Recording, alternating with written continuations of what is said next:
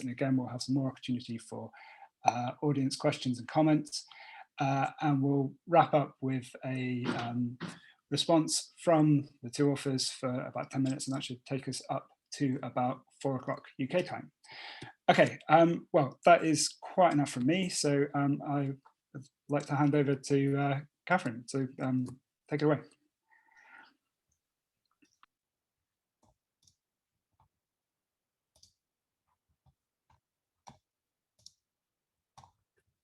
All right, can everyone see that okay?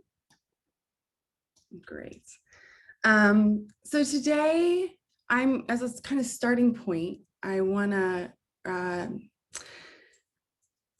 begin with this paper that Pamela Hurd and her colleagues published last year on how polygenic score associations with educational attainment changed in the US across gender and across historical cohorts. And their abstract included this line, which I really like a lot, and I've quoted a lot in my own work, which they say, we demonstrate that genetic influence must be understood through the lens of historical change, the life course, and social structures like gender. So what I want to do today, I don't have any primary results to show you. This isn't really a data-driven talk at all. Instead, I just want to talk about that word structures.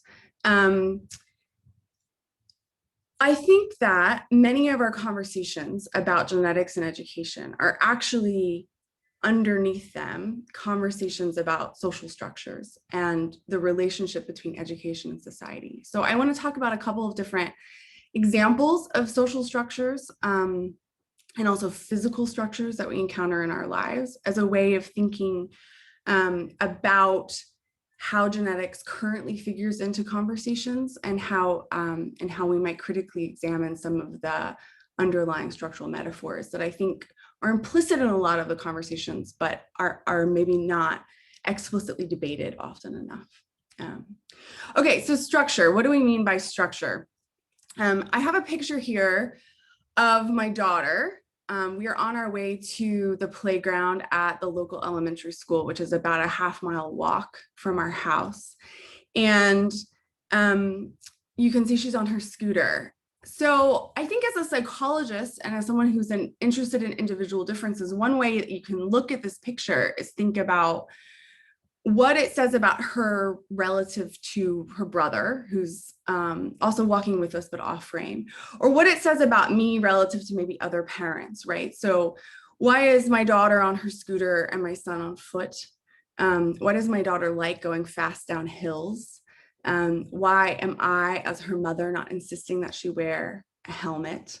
But we can also look at this and think about some aspects of the structure that constrain some of our choices here. So I live in a residential neighborhood in central Austin. We're about a mile from downtown, and our streets look like most of the streets in Austin do, which is, you might notice there's no sidewalks.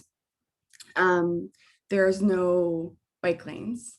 There's no markings at all. There's very few posted speed limits right here. There's one set of speed humps that you can see up in the distance. That's an effort to keep early morning commuters from ripping through the neighborhood as they try to bypass one of the major intersections that's near us. It doesn't really work very well. And the quality of the roads is really poor. In fact, one of my best friends who lives a few streets over, the street literally cracked open into a giant sinkhole a couple of days ago. And so they were like, well, there's no sidewalks and now we can't walk down the road.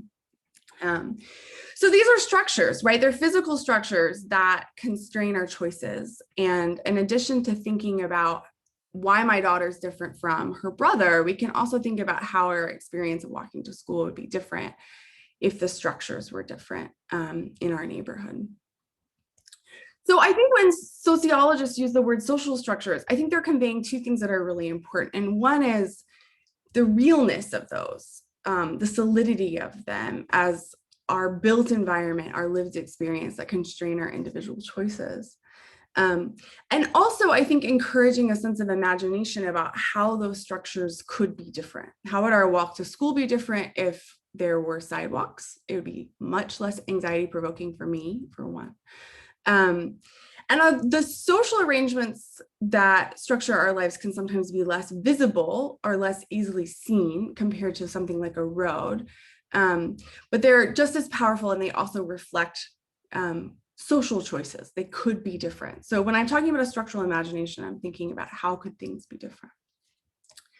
I've been talking about physical structures and social structures as analogous, but in fact, they of course intersect. And part of what our social structures do is they govern how our physical structures are arranged.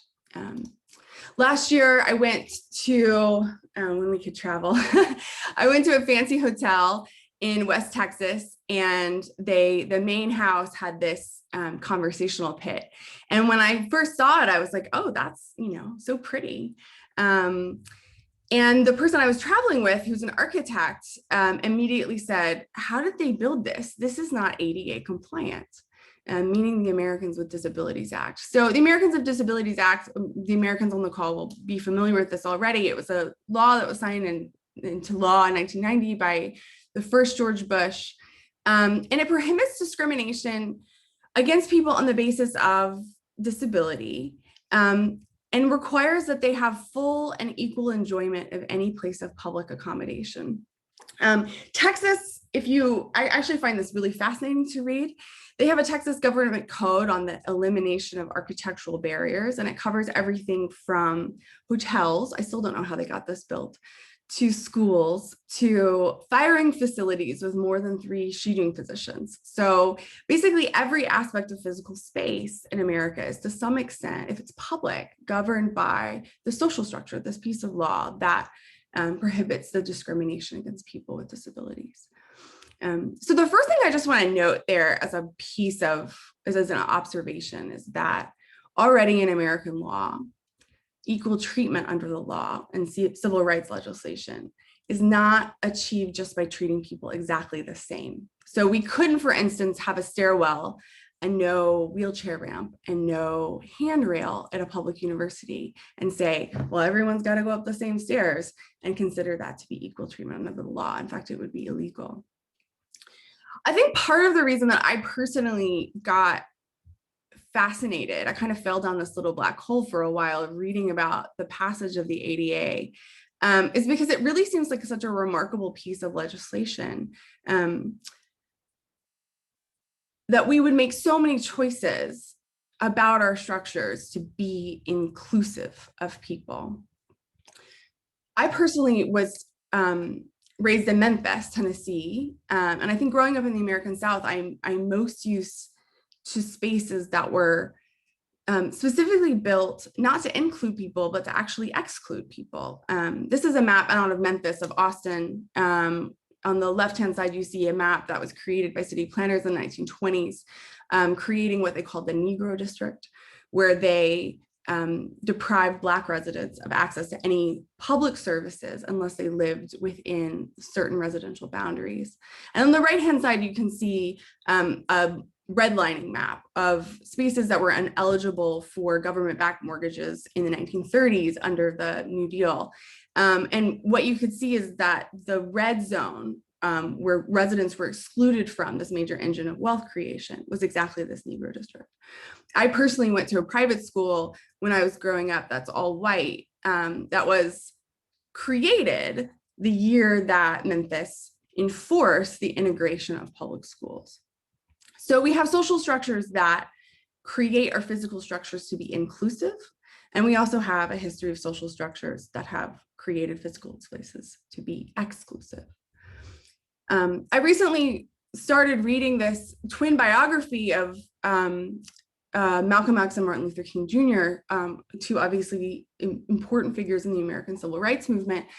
This is by my colleague at UT, Peniel Joseph, and he writes that the segregation of physical spaces according to race were an affront to what he calls radical Black citizenship and radical Black dignity. And those two phrases, citizenship and dignity, really crystallized for me what I think the lodestars are of civil rights legislation. What does it mean for a structure to be good?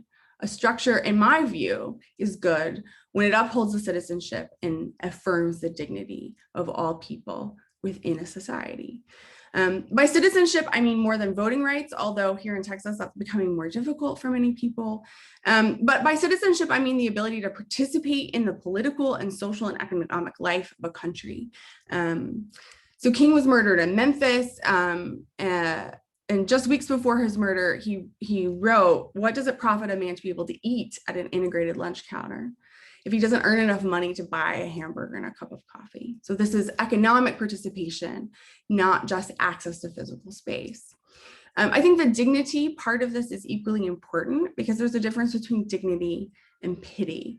I'm not saying when I make my class, for instance, ADA compliant, this is compensation for your bad luck of being born from hearing impaired.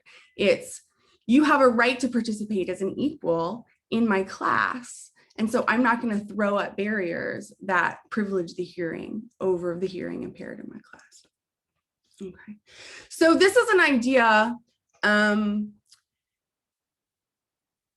these are a set of ideas that up to this point, I've said absolutely nothing about the theme of this, the alleged theme of this symposium or this roundtable, which is genetics, right? So the ADA doesn't actually care whether or not you are deaf by virtue of a congenital Mendelian disorder or an accident that happened after your birth. It doesn't matter whether or not your physical disability is the result of a genetic condition versus, you got into a car accident. You have the right to participate in buildings regardless of those.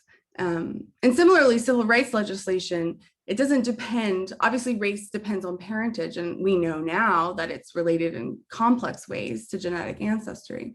But there's nothing about race as a genetic construct that's necessary for civil rights legislation. So this idea of inclusion, of affirming the citizenship and dignity of people with our structures sort of doesn't need genetics so far. I think this idea was really well reflected by the political philosopher Elizabeth Anderson, who wrote that egalitarians seek to abolish oppression, forms of social relationships by which some people dominate, exploit, marginalize, demean, inflict violence, diversities in socially ascribed identities, distinct roles in the division of labor, differences in personal traits, whether they be neutral biological and psychological differences, valuable talents and virtues, unfortunate disabilities and infirmities, never justify unequal social relations. As a kind of side note, although we can come back to this in the Q&A, just 2 weeks ago, the writer Andrew Solomon was writing in the New Yorker about the quest for legal representation of multiple partner families, which has kind of made an unlikely alliance between religious fundamentalists who practice polygamy and polyamorous, many of whom are in the queer and trans communities. And he was writing about how some activists have, kind of flirted with embracing one thing that has been very common in gay rights, which is the idea that sexual orientation is innate or genetic. But then he backs away from that and ends up commenting on something that's very Elizabeth Anderson-esque, where he says, but even if being poly is a choice, is that a reason to say that it warrants no protections? And then he compares it to civil rights legislation around religious identity. Surely, when we defend the rights of Jews or Muslims, we don't imply that they can't help being that way. Rather, we confer dignity on the chosen way of life. So this might make sense to you, what I've been saying so far, but it's also very out of sync with how we typically talk about genetics and education. I've been largely talking about the role of genetics in protected identities as irrelevant to whether they're protected identities in terms of affirming their dignity and citizenship, their inclusion in our social structures. But in fact, genetics, as we know, this is why we're here, genetics in relation to education is in fact interpreted often as a threat to social justice movements. This was articulated by the bioethicist Eric Perrins. He was writing at the time mostly about twin studies, not about polygenic scores or GWAS, but I think the concern remains the same. And he writes, there's an old and perhaps permanent danger that inquiries into genetic differences among us will be appropriated to justify inequalities in the distribution of social power. We can see that concern in other areas too. For instance, this is the anthropologist Augustin Fuentes saying, if you believe that someone's ability to do well, if you believe that that's written in the DNA somewhere, then you can have no responsibility and things can stay the way they are. So common in our conversations around genetics and education is this idea that genetic causes are somehow relevant to whether or not our social structures are going to be inclusive or equitable. And I want to think a little bit about why that is, because that's not the case in our other conversations. So there is one structure in which the question of cause is actually quite important to the question of whether or not outcomes are fair or unfair. And that is not an ADA compliant building. That structure is a race. So I just want to think about how actually different a race is. And in this way, I mean race in the sense of a structured competition, although I don't think it's a coincidence that we use the word race to also talk about these socially ascribed identities that govern power relationships. So in the case of an ADA compliant building, what we're doing is we're saying we're going to bring people together who might actually be quite different from one another, so that they can have a full and equal experience, so that we don't discriminate among them. Whereas a race is usually structured where we bring people who are quite similar to one another, treat them exactly the same in order to discriminate in the sense of making distinctions between people. Races are structured to produce winners and losers. And in races, the question of cause, why did someone win the race? Why did someone run faster than others? Becomes absolutely essential to deciding whether or not the race was set up properly. If people had different start lines, or people were given certain performance enhancing drugs, or people were allowed to have certain, fancy schmancy swim costumes that other people weren't, then all of a sudden the race is considered unfair. Whereas if everyone is treated exactly the same, and some people run faster than others because of their quote unquote inherent ability, then the winners deserve their win, and we decide the race is fair. I think that 99% of our conversations about education and genetics have implicitly accepted this metaphor of society. Society is a race, where the question of whether or not differences in people's functioning are genetic or not is taken as essential to the question of whether or not the race is fair. So you have what I would call the hereditarian argument, which is emphasizing all the ways in which people's lives end up differently for genetic reasons, with the implicit assumption there that if it's because of genetics, then they deserve whatever, inequalities result from that, and any rewards that come from that.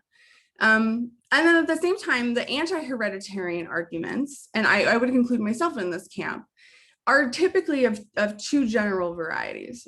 The first is emphasizing all the ways that people's starting lines are not equal. In the twin literature world, this is about debates about the violations of the EEA or restriction of range of adoption studies. In the GWAS era, this is morphed into conversations about genetic nurture, which is also, and I learned this yesterday from Google Images, the name of a beer by Jurassic Park level science. You can buy it somewhere.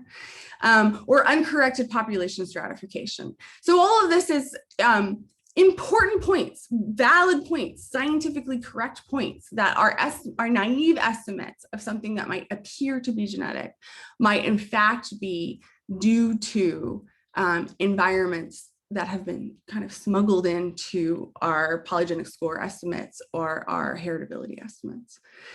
Or the other major branch of counter arguments, which are also, important and scientifically valid, is that, well, even if people didn't run that fast this time, we could train them to run faster, right? We can intervene in people's lives. Genes are not deterministic.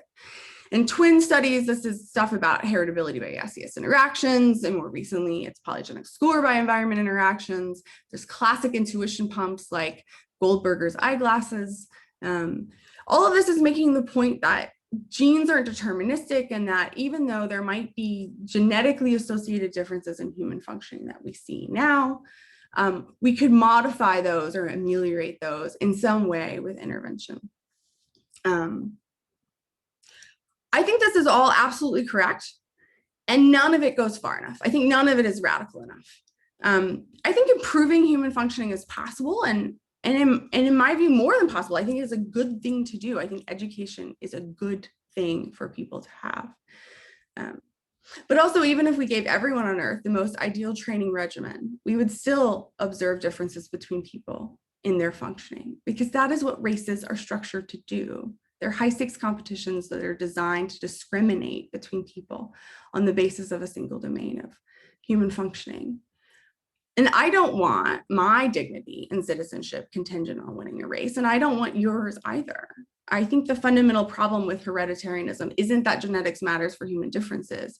I think the fundamental problem is conceptualizing society as a race we all have to compete in all the time, where all the good things we want are contingent on winning it, rather than like an ADA compliant building, a building that we hold in common, that's built for our full and equal enjoyment despite our differences.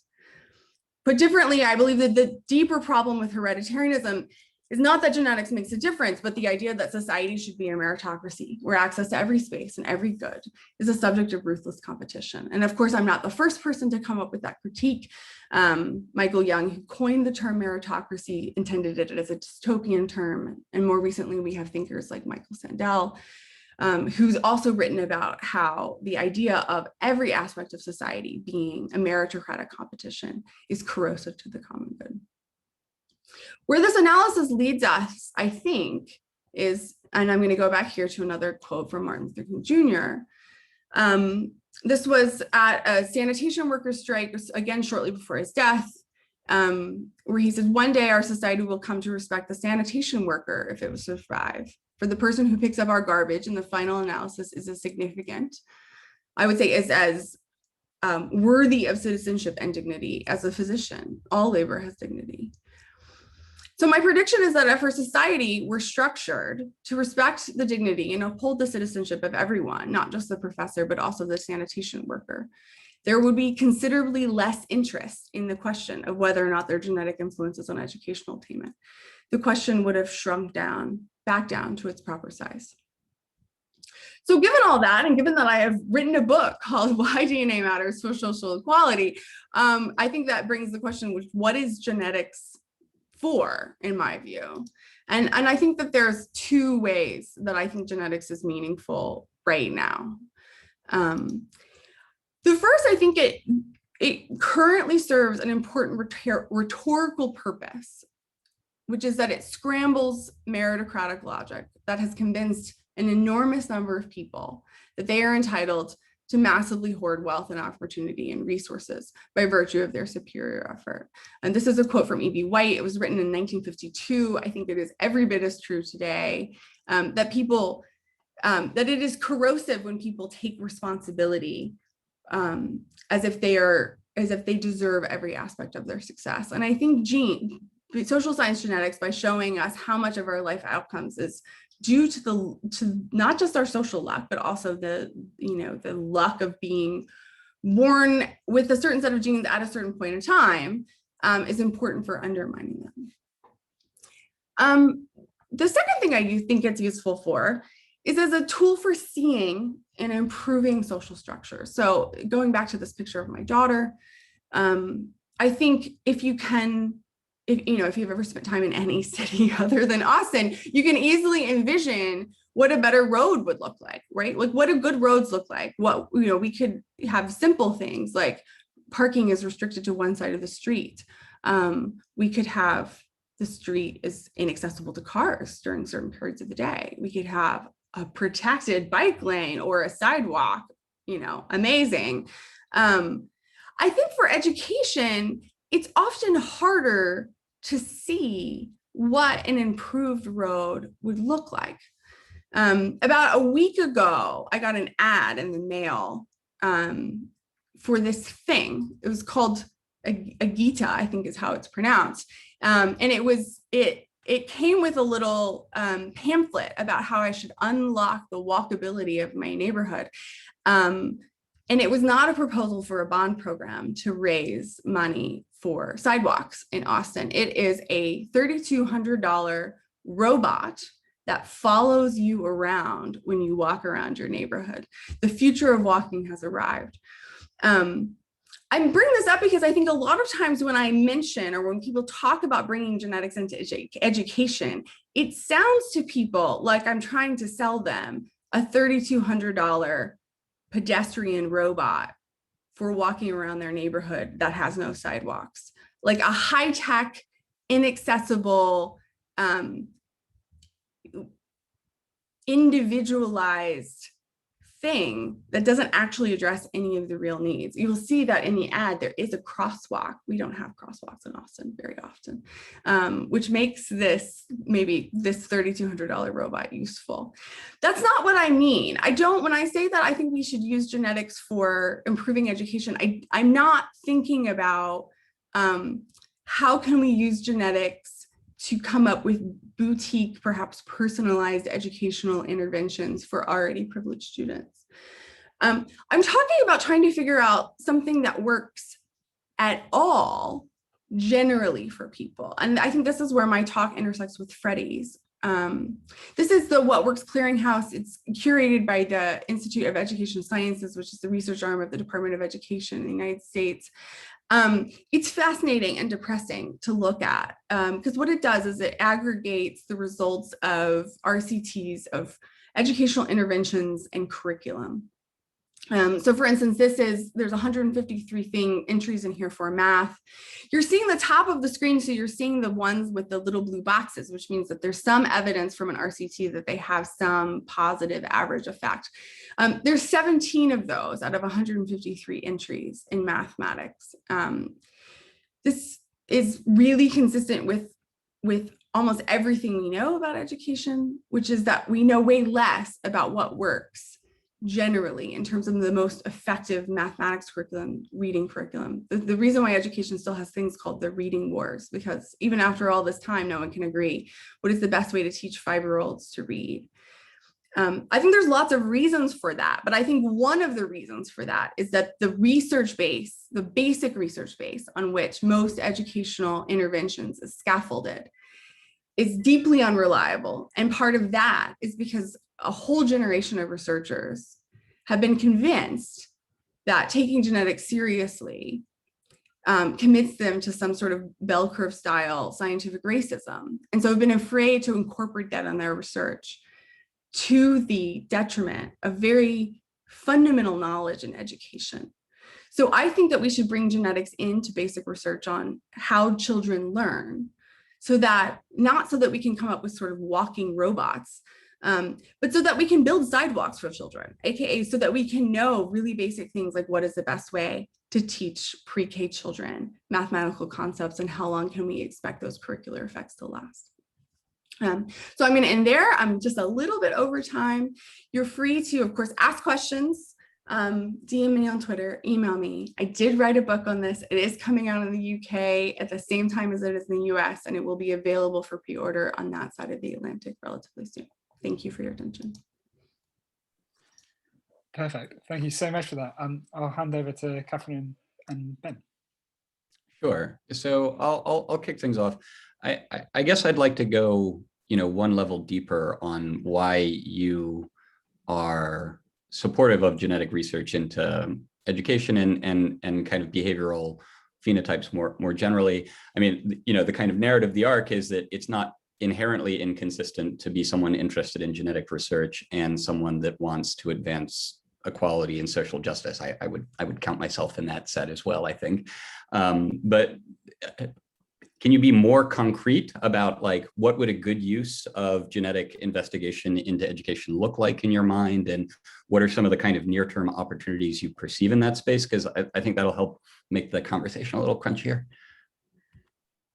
So I think the lowest hanging fruit here is in the identification of potentially promising intervention targets in child development and education, right? So if you think about like, how does most of that work proceed? We observe a correlation between some parental behavior, some teacher behavior, some aspect of the classroom environment. Children who tend to have parents who talk more to them have better school entry skills. Children whose teachers have been in the workforce for longer tend to have higher test scores, right? And then we build out from those correlations ideas for, well, maybe this is a causal lever that we should press. The problem is that we're really, really bad at doing that, right? I mean, if you look at reviews of interventions in the educational space, and Freddie can present on this too, most of them don't make any difference, any sort of absolute difference or any relative difference in terms of reordering students. And the ones that do are really struggling with fade out. So there's lots of reasons why, identifying causes in the network of things that make up the fabric of children's lives is difficult. And genetics is not the single answer to that. But I think one major problem in the basic research on which most intervention stuff is scaffolded is this widespread, Jeremy Fries, I don't know if he's on the call, called it tacit collusion to ignore genetics. And so I think that is actually the most, maybe the best single use of genetics right now in this space, which is when we're just trying to figure out what causes what in children's lives, taking genetic differences between them seriously as a more long-term strategy for having a better research evidence base onto which to build our interventions. Does that answer your question? Well, yeah. it does. I find it, I find it a little inconsistent with how you started your talk, insofar as you want to shift the conversation about the educational system from maybe a system that is invested in achieving individual expression rather than invested in achieving the development of, say, certain skills or abilities or rankings for getting into the kind of job market, right? I mean, like that. Right. So I think right now, education exists as both, it's both a means and an end, right? So I think of education as a good, and that cultivating the academic skills of children to whatever level that they can have is a good for them. And then it is also often talked about as if it is the only path, the only means to greater economic equality. So I would like to lower the stakes of education for people's inclusion in society, right? Like if we think about the ways in which non-college educated workers are systematically excluded from economic participation in the United States. So I think that there's kind of two goals there, which is how can we improve education by being savvier with our science, because that's an end for children's lives, and how can we reduce the stakes of education for economic participation and dignity and citizenship and equality in society. And I think those two aims can happen simultaneously. Now, bring Kathryn in if you'd like. Sure, I'd quite like to step back and think about the bigger picture a little bit more, partly because I know that Freddie's going to cover quite a lot of the education stuff as well. So Paige, I really like your idea of society as a building that we all have to live in rather than a race that we all have to competing. And I really like the egalitarian approach that you're taking to all this. But what I'm not getting, and what I'd really like to hear from you on, is how that looks in practice. So even someone like Rawls, who had a very egalitarian philosophy, has a difference principle and has fair equality of opportunity that builds meritocracy into it. So I think the question I would like to ask, because I was thinking in your slide where you talked about equal dignity for the sanitation worker and the physician, we've seen that recently in COVID. We've been in a situation where we've celebrated our sanitation workers and our grocery workers alongside our doctors and teachers. But what difference does it make to them? What does equal respect for for those people actually look like in practice? Because, I mean, are we talking about equal pay, or are we talking about something completely different? Yeah, so I think I'm not talking about, exact equality of outcomes regardless of people's role in the labor market.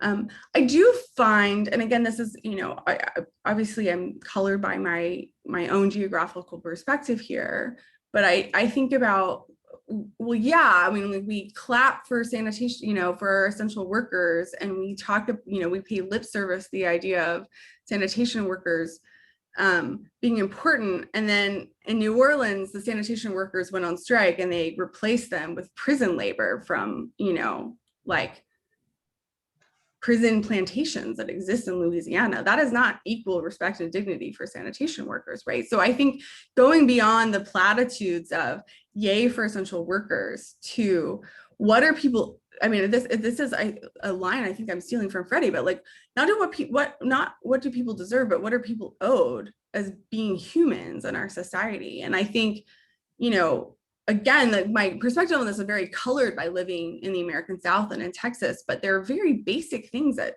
such as access to healthcare, that people don't have on the basis of not competing in a labor market that privileges college educated labor. And I think those are the sorts of things that I'm talking about when I'm talking about lowering the stakes of the educational race for inclusion in society.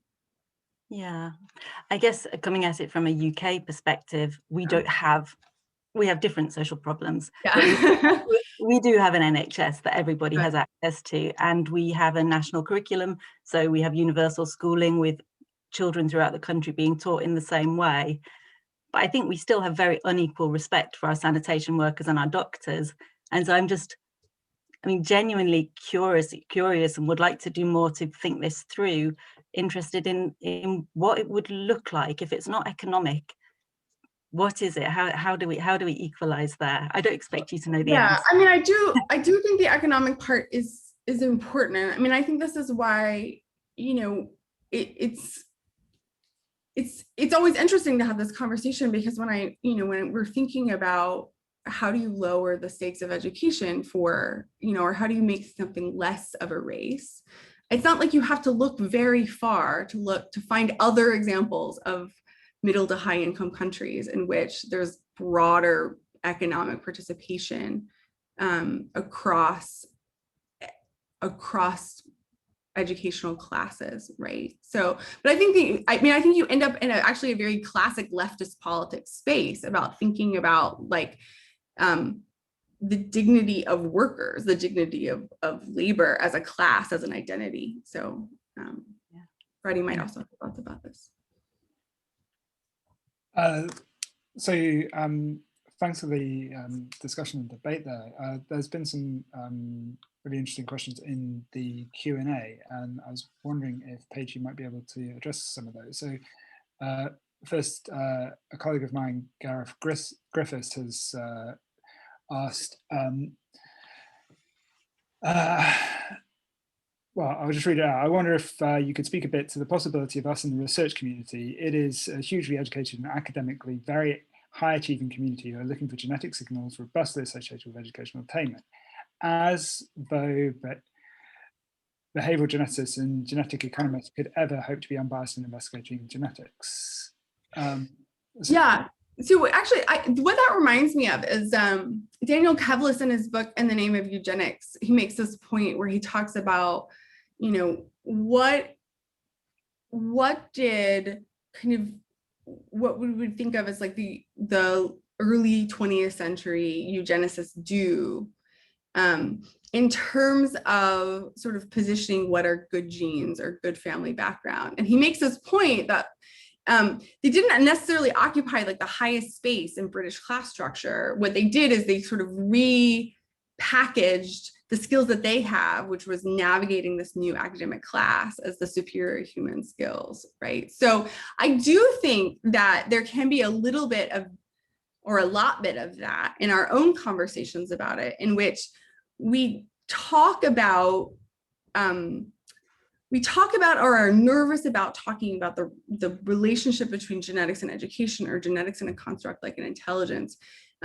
because it's often things that we value about ourselves. I mean, they're things that have paved the way for our own entries into the middle or upper classes in the UK and the US. And I think I'm very aware that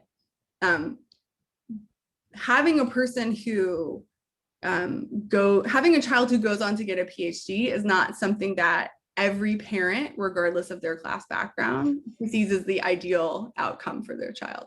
I will say personally that when I told my parents I wanted to go to graduate school, my father said, I was afraid you were going to say that. So there is definitely cultural differences in the desirability of spending your whole life in higher education.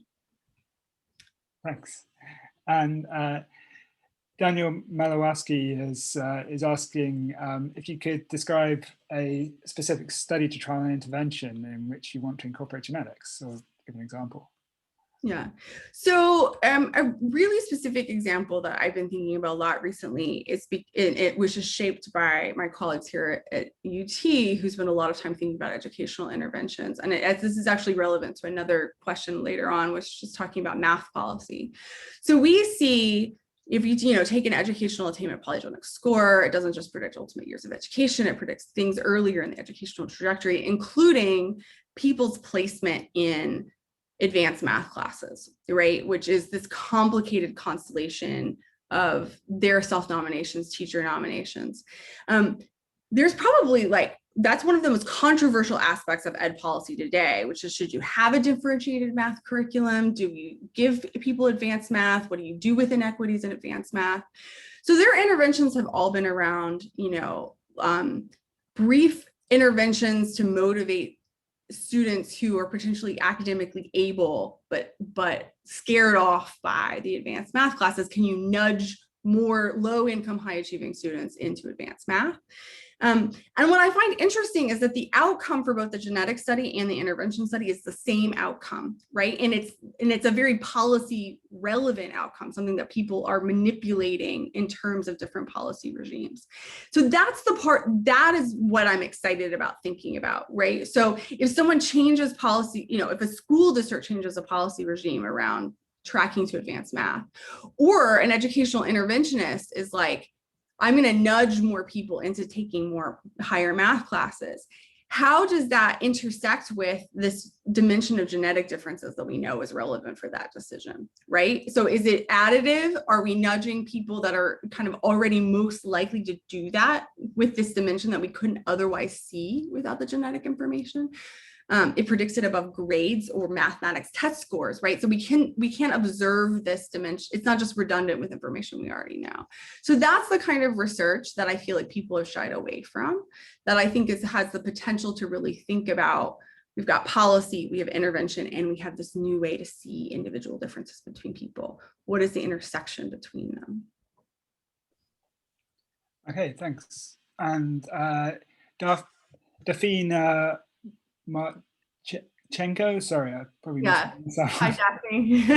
Hi, thanks for your question. This is how do we lower the stakes of education, and what's the change in mindset that we need for that? I mean, we're going back to to the question we were still talking about. If we look at, for instance, like the college wage premium in the US, right? The ratio of wages for skilled college workers, just the language actually reflects like an overvaluing of education when we talk about skilled versus unskilled. I mean, this is why Freddie's book is called The Cult of the Smart. If we look at the differences in mortality rates between college and non-college educated workers, their access to healthcare, the control they have over their schedule, their lifespan, particularly around what Case and Deaton have called deaths of despair, so overdoses from the opioid epidemic, alcohol, those gaps have widened, right? So we can also look at, what share of national prosperity have non-college educated workers gotten in you know, from 1930s to 1970s, 1970s to today, right? And we can also see kind of a divergence in that way. So I think one thing that people on the very hereditarian, I would say the hereditarian far right, have convinced people of is this kind of like biodeterminism, the genetics cast your fate in terms of your human functioning. But I think they've also managed to sell us on a great deal of like economic determinism, that the relationships between education and economic functioning have to be this way. But we don't have to look very far, either in historical time or across countries, to find different ways in which labor power of labor, monopsony. I mean, there's a lot of things that are relatively new that I think we could think more critically about. Yeah. And perhaps one of the most interesting findings of all of the education genomics is the idea that such a huge proportion of the effect and the associations that we're observing are somehow related to the family, right? That they're not entirely a biological effect. That points to something that's quite important and is kind of consistently found across the GWAS studies and twin studies, and you start to get quite a strong consistent signal. I mean, I think this is where probably I differ from Freddie, is that I don't think the lesson of genetics is that we can't improve people's educational outcomes. I think the lesson of genetics is that finding which are the active ingredients of these sort of macro things that we know make a difference, like being raised in a more affluent family, is very difficult to do and very difficult to reproduce and scale. But that doesn't mean it's impossible. Okay, so Rich Ruddy has looking for your view on the removal of accelerated maths in Virginia. You kind of partially touched on that before, so. Yeah, I mean, I'll say, so this is a policy in which, so a very common outcome that you see is that there's a lot of inequalities in who takes advanced math courses.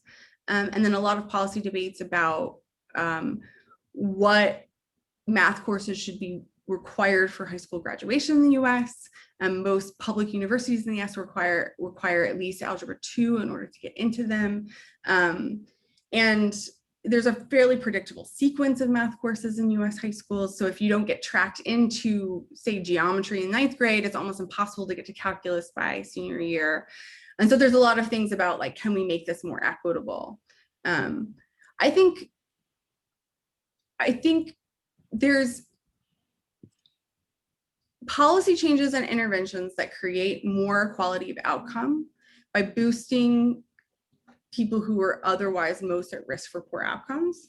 And then there's equality leveling down, right? And I don't think it's a controversial thing to say that it's not that we want fewer people to take calculus, it's that we want more low-income students to take calculus.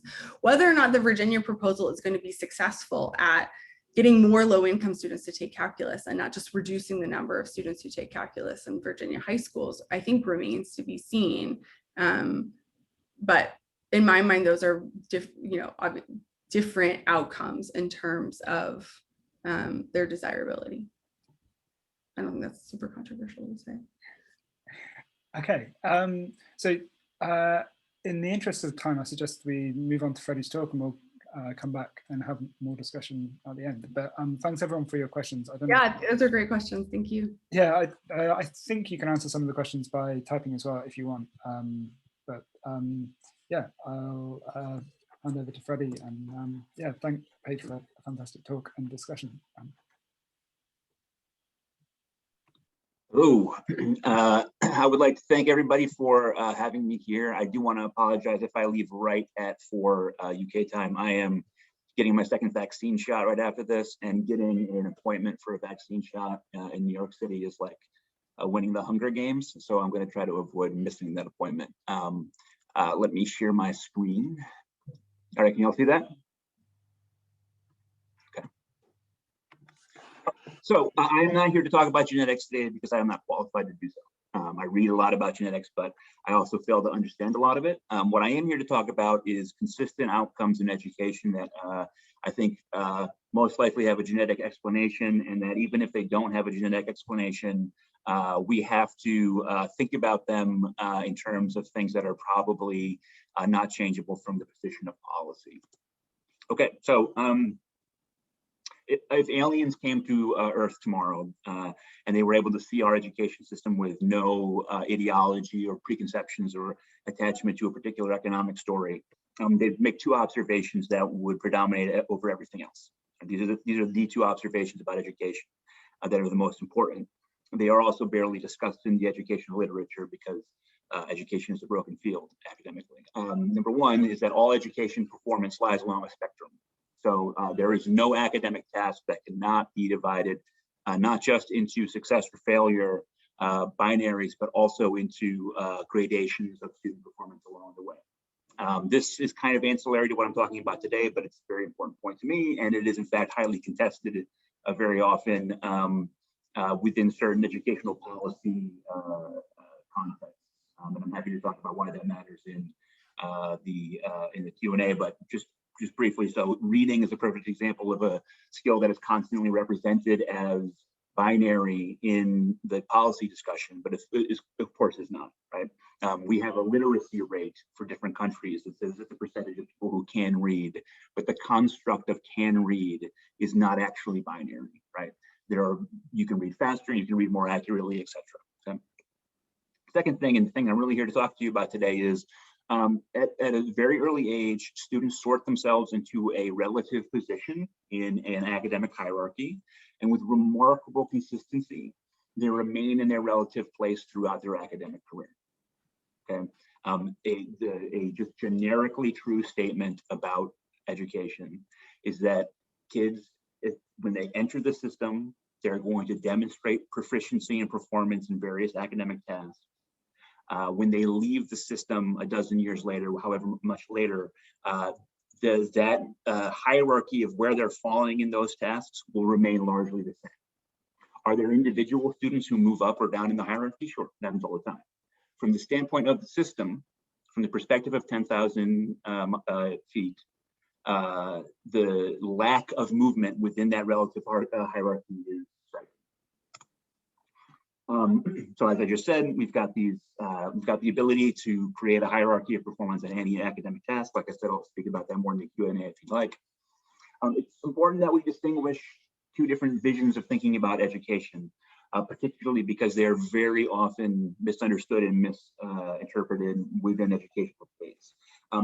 We have a concept of absolute learning, and this is where someone acquires skill, knowledge, competency, ability that they didn't have before through the academic process, okay?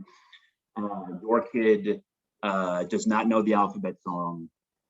He goes to school, and after a week or two, he comes back and he can sing the entire alphabet song, okay?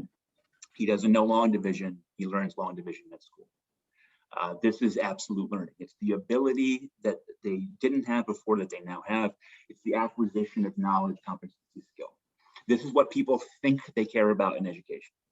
Okay, when we conceive of education, we think, I've got a blank slate child, and we fill their head with knowledge, and now they have knowledge they didn't have. In fact, what the system cares about, what is rewarded within meritocracy, within neoliberal capitalism, is relative learning. Okay, that's any given student's movement or position within a ranking, okay, where they fall relative to each other, okay? So social reward accrues to that variable and not to absolute learning most of the time. So if you doubt me, consider, for example, you think about in the job market, the person who's going to be rewarded is the person who has the best credentials in that particular job market at that particular time. Okay, it's not about I have these merit badges for the things that I can do, therefore I become perfectly equal with another applicant. It's I demonstrate to the employer that I have skills or abilities that make me better or worse than the other applicant, and I receive the reward based on that function. When we look at SAT scores, nobody cares what the actual questions are, okay? If I say I got an 800 on the verbal on the SAT, nobody's like, okay, hand me the test, and then like checking the individual questions to see if they're good questions and like the kind of thing that they're testing. Nobody cares, right? What they care about is that they know that getting an 800 on the verbal and the SAT puts you in the top 4% or whatever of test takers in that test, right? We're worried about a relative hierarchy, and in fact, the social problems are always represented in relative terms. So the black-white achievement gap is the obsession of the American higher educational system. It is every year hundreds of dissertations are written about it. There is an immense amount of grant funding available for it. There are many, many people whose entire careers are just about the black-white achievement gap. Okay, that is a gap typically defined as about a standard deviation, although it's probably a little smaller than that, and it does move a little bit over time between black and white students. The important thing to understand is that black students have been improving all along the whole time relative to the black students who came before them. Okay, if you give a black student from 2021 a set of a battery of tests and assessments academically, and then you take a very demographically similar black student from 2001, from 20 years ago, the kid from 2021 is going to outperform the kid from 2001 significantly on all manner of measures because absolute learning is increasing. But we're not any less freaked out about the black-white achievement gap because the white kids have been improving too. Okay, this is what I mean when I say that we think we care about absolute learning, but what we actually care about is relative learning.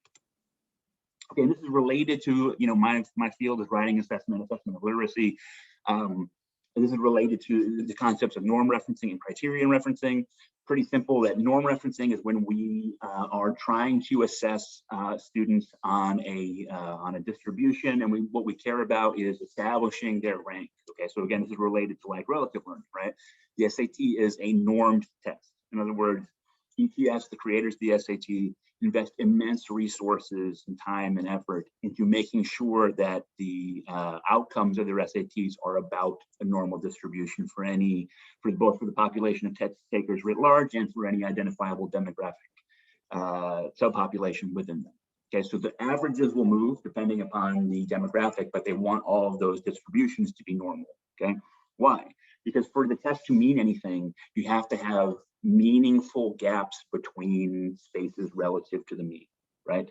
If I'm going to say my 500 that I got on the SAT quantitative means something, then I have to be able to say, okay, it's 100 points more than 400 and 100 points less than 600, which means we need to have some faith that there are reasonable, consistent gaps between those performance points, right? So just for interpretability, that's why it matters. If you're doing a really strictly curved grading system, that's also norm referenced, right? The norm might not be a normal distribution, but the norm is still an idea that we want to have a consistent relationship between points on the performance spectrum to make it interpretable, okay? Criterion referencing is just, can you do the thing, right? Can you demonstrate the competency that you need to be able to do to the standards that we've established, okay? Driver's license test is a really good one, okay?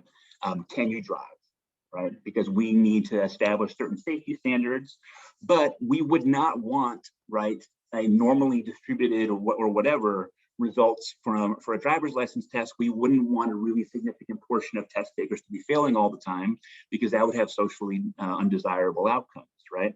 So we just say we're going to come up with the construct of you can drive or not, and there's going to be a binary on either side. As I said at the beginning of this thing, could we establish a construct of like better or worse driving? Of course, right? But at the end of the day, what matters is you got the score to get the license or you didn't. So that's criterion referencing, okay? I've listed grades as both because again, this comes down to a confusion about what we want in education. Grades are both norm referenced and criterion. I mean, many people, when they conceive of A, B, C, D, F grades, they think, okay, A represents a certain performance benchmark. If the kid can get this, right? If the kid can hit this, then he's an A, and his relative position doesn't matter, okay? In practice, that's not how it works. If you are a public school teacher and every kid in your class is getting an A in math, I promise you, you will get a visit from the principal, okay? If every kid in your college class that you're teaching is getting an F, the dean is going to pull you aside and ask why.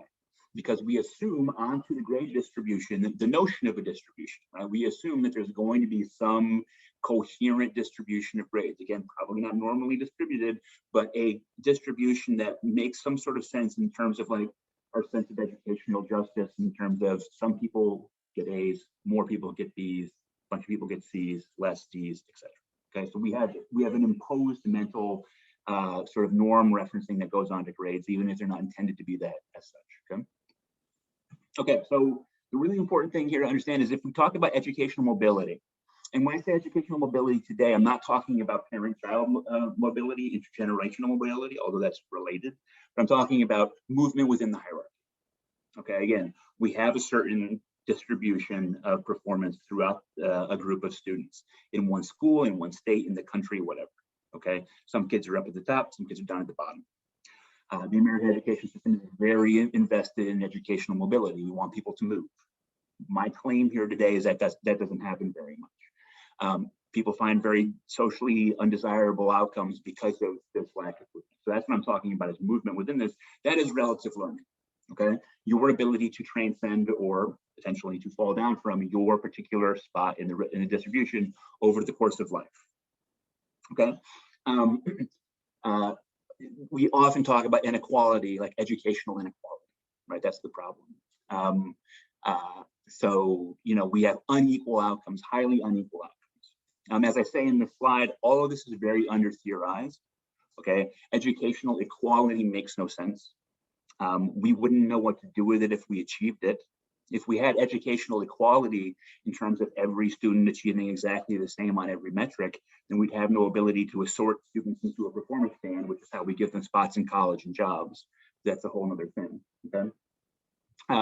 But the important thing to say is that if we want to do what politicians in the United States and elsewhere want to do, we need to establish more educational mobility within the distributions, okay? If you ask the average American, how is the American educational system doing? You're likely to say bad to terrible. Now, the really interesting corollary to this is that if you ask American parents, how well are your students' schools doing? In other words, your particular school district, your schools, they rate them very highly. This is a very consistent finding. Americans think the American school system is bad, but pretty much everywhere they think their school system is good. We can talk about that, you know, some other time. But the idea that the American school system is like a basket case is not really defensible from data. Okay, our top students, Americans, if you want to take the top 10%, top 5%, they're competitive with students from anywhere in the world, whether that's Finland, Korea, China, Japan, etc. Any of the powerhouse educational countries, our best students can perform with them or beat them. Our median student doesn't do great, okay, but they do okay. Why doesn't the median student do great? Is it because if you pull a random American student out of the pack, he's not a very good student? No, it's because America has the presence of persistent, ultra low performers that we don't know what to do about. Okay, the problem that we observe in American education as like our, you know, education crisis that people talk about is people at the bottom who perform consistently poorly, and we have not been able to move them for decades. And yes, these students tend to be Black or Hispanic, and they tend to be poor. Okay, now it's important to say a plurality of failing students in the United States are white. Okay, if you just say, reach a hand into a bag and pull out a poorly performing American student, the most likely outcome is that that student will be white, right? Because it's a 60% white country. But proportionally, it's the case that Black and Hispanic students, particularly poor ones, are underperforming, okay? To create change within relative distribution, you need absolute learning, okay? So I've got these poor Black students at the bottom. We want them to do better because we think that there's really ugly social dynamics to how this is working. So we need to move them up into distribution. They would move via relative learning that they achieve that other students don't achieve. Okay, so again, everybody is moving together. So it's hard to move people through their places. Yeah, and this is the problem, students don't move, okay? Now this is a really weird position to be in because I'm constantly sort of making this point, and it is treated as a sort of controversial, like bit of like forbidden knowledge that students mostly assign themselves a place in school and stay there, but it is like the most widely observed factor of any about American schooling, okay? I'm going to name a couple studies in a second, but go to any K through 12 school district, and if they'll give you access, which they probably won't, you can do a simple, rank order coefficient and look at, okay, K through 12, as we move grade by grade, what's the degree of relationship between the kids how they're doing in kindergarten and how they're doing in 5th grade? That relationship is very strong, and that we observe that all throughout the country in every kind of education, in every educational context. Okay. So everybody's getting a little bit better. Flynn effect, whatever you want to call it. Students, what they can do now is a lot better than what they could do 20 years ago, but we're all moving together, so there's not a lot of movement within the relative distribution. Okay. I would suggest that most students are probably working near their natural potential, and that's sort of dictating the position, but we can talk about. Okay. So, like I said, just pick anywhere where students are being ranked and where you're tracking performance over time. Okay. And you can find this dynamic. Okay. Prior performance is the most powerful predictor of future performance in education. Okay, without a doubt. Okay, we talk about racial achievement gaps, but if you said you can predict by a race or you can predict by a prior performance, you take prior performance any day. Okay, prior performance is such a powerful predictor that it's not treated as a predictor at all. It's not discussed as a predictor, right? And obviously you couldn't put prior performance and future performance into like an ANOVA as discrete variables, right? But that's the reality. Okay, so I've failed to put the year here on the second one, unfortunately. Sorry, but there's a couple of examples of research that demonstrates this effect quite ably. Happy to share this with anyone via email if you want, but these are studies that did not go looking to prove that relative academic performance is static, but they found that anyway. Okay, which is a kind of a constant thing. The two studies that I mentioned here are studies that were looking for, okay, what's the interventions that work? Their outcome was that almost nothing works, or nothing works very well, but they also sort of tangentially said, oh yeah, by the way, everybody stays in the same place. So for example, Radner, Goodwin, and Dodge, one of the things that they say is something we all know, but it bears repeating. You can collect data from after kindergarten when people are 5 years old, and it gives you strong predictive information about their performance in college. Okay, so we're talking 15-year gaps. We're talking about totally different levels of education. We're talking about profoundly different tasks and assessments, and yet the relative distribution is staying the same across that distance. Okay, now part of the theme here is that people really don't like this, so they don't talk about it. They don't like it because it offends their sense of justice. They want to believe that everyone has the opportunity to transcend their station. Well, any individual person can become a lot better in school. But from the perspective of the system, that doesn't happen very much, okay? Motivation, does it matter much? No. Prior performance does. Social skills, do they matter much? No. Prior performance does. Attention, does that matter much? No. Prior performance does, okay? Nothing is a more powerful predictor than prior performance. Okay, so this was the subject of a lot of consternation in 2010.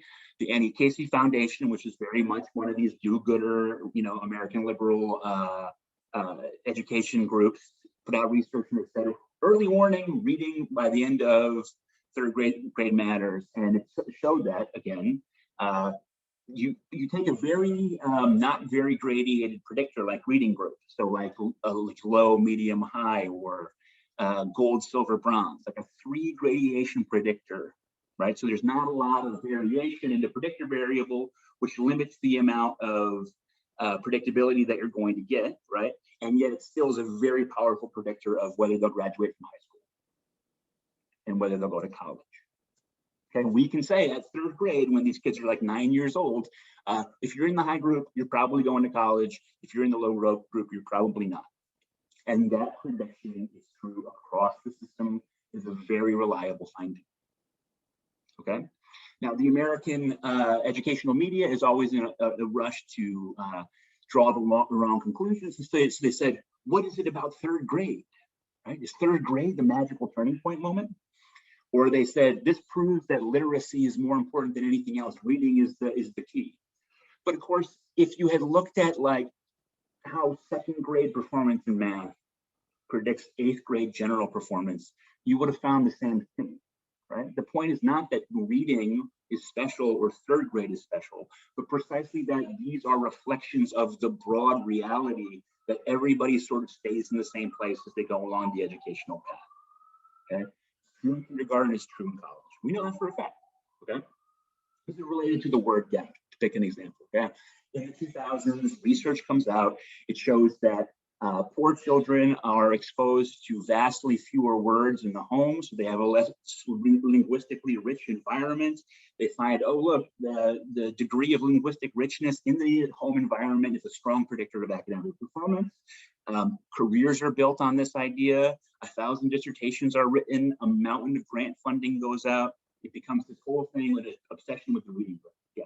And as it always happens, 6-7 years down the line, you start to see stories in the New York Times saying, whatever happened to the reading gap, or the word gap? Well, what happened to the word gap is, yes, that construct is a real construct, linguistic richness, and yes, it successfully predicts how people are doing later on in performance, right? But that's true of all manner of predictors, because if students are moving about the same relative to each other throughout the course of their K through 12 education, any predictor that is valid at the beginning is going to be valid at the end, right?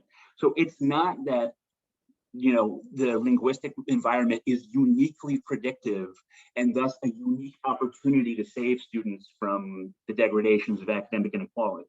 It's that all manner of predictors are stable predictors of future performance, again, because we know everybody moves together, okay? There's not a lot of variation. And so you have this messianic thing, the word gap is the problem, we'll solve the word gap, we'll do all these interventions into these children's home, and then the word gap will be solved, and all of these kids who are struggling at the bottom will come up, and that's not gonna happen, and it didn't happen, okay? This is a recurring theme in education policy where we have really broken incentives for various reasons. Okay, we can go further than this. Okay, you can take a look at this chart. You give SAT scores to 13-year-olds, okay? And they don't just predict how well they'll do in high school, although it does very well. It doesn't just tell you how well they predict how well they'll do in college, although it does quite well. It tells you the likelihood that they're gonna hold a patent. There's research that shows that you can predict who will ever write a New York Times bestseller at this age based on their performance on these tests.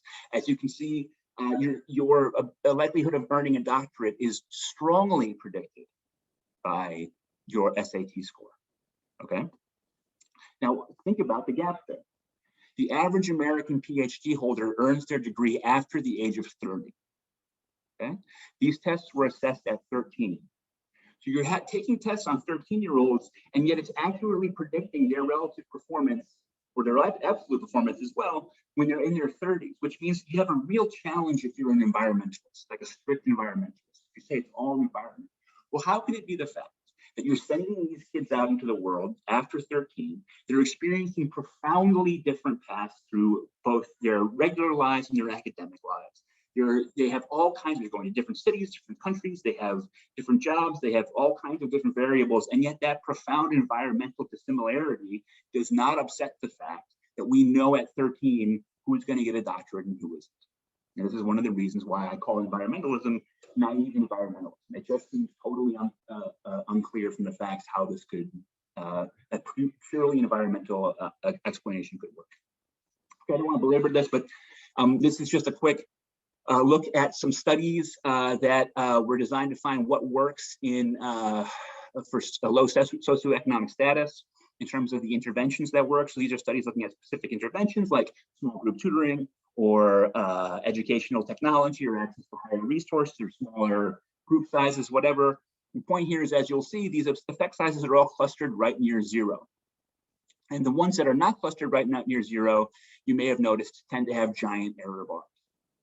Okay, so we are significantly less confident in those results, even if they show, to me, flatly unrealistic effect sizes. Okay, now there's lots of different ways you can interpret this, and there's people who have said to me personally, the difference between Those interventions that are all clustered at 0 actually matter. If you think about the aggregate effect of the effect size, I'm willing to talk about that. But the bottom line is most things don't work, okay? At one point when I was putting this talk together, I just went looking for studies that have effect sizes smaller than 1/10 of a standard deviation. It took me less than an hour to find a dozen. And I had no ability to like sort the Google Scholar results by findings by effect size. It's just that's what you see published in education journals, right? Because nothing works. And remember, publication bias would tell us that the strong preference is for large positive effects. We don't find that. We don't find that because very, very few things in education make a meaningful impact on how people perform. And remember, in order to achieve relative change, you have to have absolute change for one group and not for another. So something has to work for anything to come out of it. I could put a dozen more studies on this list. This is just a list of studies that show that random placement into different schools makes no difference. Okay, you randomly you have genuinely random placement into different schools, and it makes no difference in the outcomes of how students perform, despite the fact that in almost all of these cases there are big perceived quality differences. So, for example, the study from Kenya that's listed here, Kenya had these government schools. They were exclusive. There were all manner of socioeconomic reasons that some students had it and some didn't. It was perceived as being they were perceived as being far better schools, and so the distribution of students into them became a matter of social and economic justice. A reform effort comes along to push students who wouldn't get in ordinarily into those schools, so they do a lottery, and surprise, surprise, it doesn't matter. The perception that those schools were better was a function of the fact that the socioeconomic conditions that sorted kids into these schools selected for the highest performing kids. This is a finding we find over and over and over again. Here in New York City, parents and students are obsessive about getting into the exam schools, which are high schools that you need to do really well on an exam to get into, and which are perceived to be as much, much better schools than the public high schools. But when you just look at the edge cases, right, when you use what's sometimes called a last in, last out model, you look at the kids who are clustered near the cut score to get into the school, okay? So the kids who just got in, the kids who just got out, you adjust a little bit for that small difference in test score, you look at their life outcomes, it makes no difference. They do exactly as well in public high school as they do in the exam schools. Exactly. There's no effect, despite the fact that the whole New York education system is obsessed with these schools. Okay, this is a finding that comes over and over again. Do people dispute this general situation? Sure. Raj Chetty has built an entire career on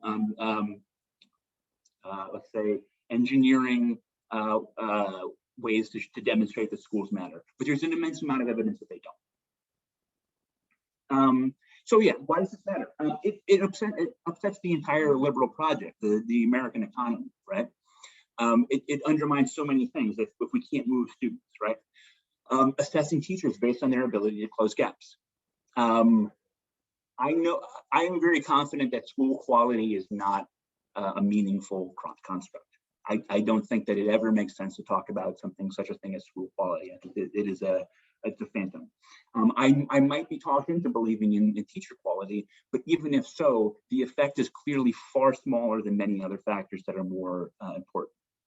Rand education is a very classic, neoliberal, policy education chop shop, gives grant funding, does some research, etc. I was researching for my book, and I was looking for some of their evidence that teaching is the most important thing, which many of these organizations say nothing is more important than a good teacher. Buried in the fine print at the Rand education, I found the statement, although much research demonstrates that student side factors are 4 to 8 times more powerful than school side factors. And then just continued on making the case that teachers are what matter. So they, as an aside, as something that they just sort of threw out there and then moved on from, they acknowledged that student side factors, demographic variables, family variables are vastly more determinative of student outcome than school side factors, right? Because the whole system is intent on arguing that teachers are the problem. Why is that the case? Because teachers are the only thing we have policy levers for. We don't have a policy lever. The Department of Education can't say, okay, let's make these poor kids middle class. That's not a policy lever we have. If it's parenting, you can't say, okay, let's send people to collect the kids from the homes where the parenting is bad and distribute them randomly to better parenting. We don't know how to do that. Because teachers are the policy lever, they get all the focus. Schools, I've already talked about that. The demographics are the school quality metrics. Accountability systems like standardized testing, you can test them all that you want. You can do it every day if you'd like. You're not going to change the overall distribution and how things move. The moral case for meritocracy, that's what the whole point of my book. We say that that school is the right way to distribute economic reward and social reward because we pretend that students are in control of it. But all the evidence we have available to them is that they are in some way fated to a particular position on the performance spectrum, and we do not have consistent policy interventions that change that. Okay, real quick, I'm running out of time, but so I just want to tell this example because I think it's really telling. So French conscription, okay? So for a long time, France had mandatory conscription for young men, the way that South Korea still does, the way that Israel still does. It was mandatory, but like as unusual in these cases, if you were an academic high performer, you could get out of your military service and you could go to college, okay? France has long had problems with long-term unemployment, particularly for young men. And they wanted to address this problem. They thought the kids who were going to the army were lacking the ability to get skilled up early in life and to go into the economy. And also the French left didn't want conscription in general, neither do I. So they said, okay, arbitrary date, if you were born before January 1st, 1979, you still have to do your military service. If you're born after that date, you don't have to. Do a regression discontinuity analysis, which is real simple. You plot your data, right? You look at the regression, you regress the different factors onto each other. And if the relationship stays stable before and after the cut point, you know you don't have an effect, right? Because if the relationship is the same on one side and on the other, then that means that the cut point isn't making any difference, right? If you see a big jump or a big gap like this, like literally, like you can just look at the actual scatter plot, then that tells you that there is an effect there. Well, so what happened when all these young Frenchmen are suddenly eligible to go to a university who weren't before? Well, we did see a jump in college enrollment rates. So a lot of these young men now were going to college who would not have. But not only did they not see any impact on their wages or unemployment, the number of students graduating from French universities didn't really change. I mean, it went up a little. But all these new entrants into the system was not resulting in higher graduation, right? All these dudes who were coming into the system who would have been in the military just failed out. They did a few years in the university system and they failed out, right? Okay. In other words, there was a screen keeping these marginal students from participating in college. And the policymakers said, we'll remove the screen. They'll go to college. They'll get the academic and economic benefits of going to college. The problem is when you remove the screen, that doesn't make the marginal students any less marginal. So they went into school and they failed out. Nothing happened. There was no effect on the economic or academic performance of this demographic by making college available to them in a way it wasn't before. Okay, and this is really important because this is a story that we tell all the time in education. So American liberals are constantly saying, all right, we've got these arbitrary distinctions that create districts in America, right? Municipal lines create a school district here and a school district here, and the schools are of very different qualities. And so the kids who get sent into the poor quality schools suffer, and the kids who get sent into the good quality schools succeed.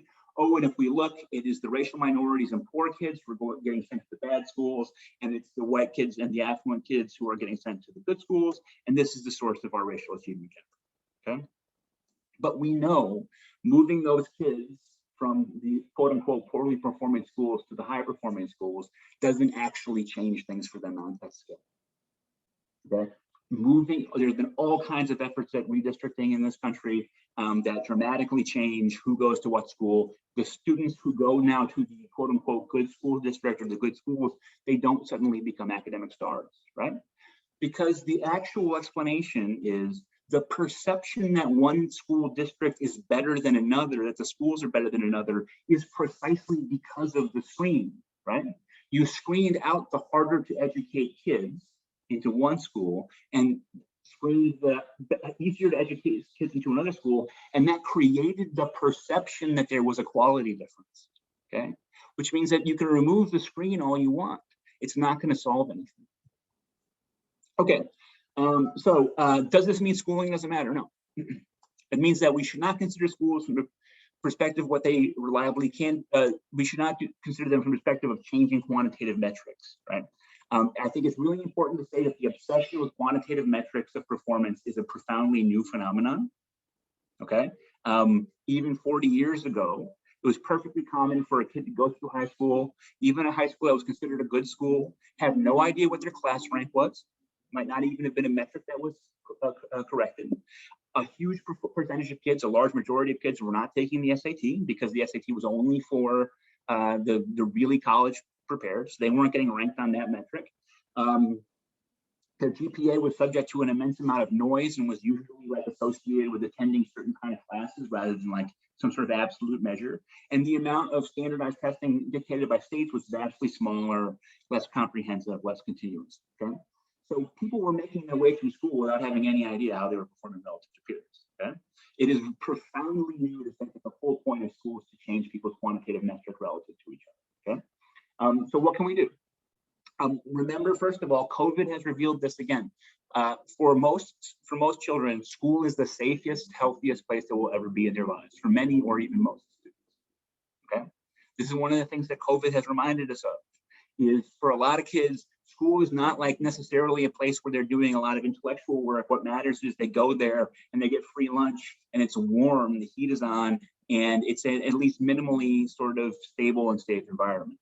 Americans love to pretend that school is an extremely dangerous environment. That's in fact completely false. I mean, people disagree about how to generate these metrics, but in terms of like all-cause mortality, your average kid is safer at school than they are anywhere else in their life. Okay, that matters. That is an important thing. But we can also do things that are better for our system, or cheaper and more and better for our teachers and for our students if we worry about things like softer skills, qualitative skills, social skills, quality of life traits, creativity, receptivity to new information, social skills, patience, resilience, etc. Those things matter too.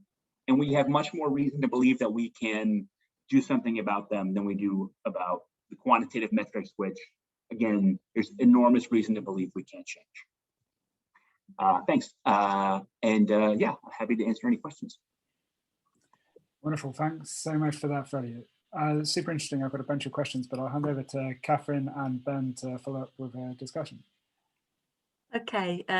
Yeah, thanks very much, Freddie. I am just going to share my screen because I've got a slide with a few questions. Oh, it appears to have disappeared. Don't worry, I can't get my slide up. So thank you, that was really interesting. I've got 3 or 4 questions and we'll see if we can get through them in the time. But the first one is, what do you think are the moral obligations of education in a just and equal society, given the reality of individual differences? And the reason I ask this is that in your talk, you describe school as the safest, healthiest environment in some students' lives, and you talk about the stability and food and stimulation it provides. But in your book, you argue for reducing the legal school leaving age to 12, so that children and young people with low aptitude for and low interest in school aren't forced to continue.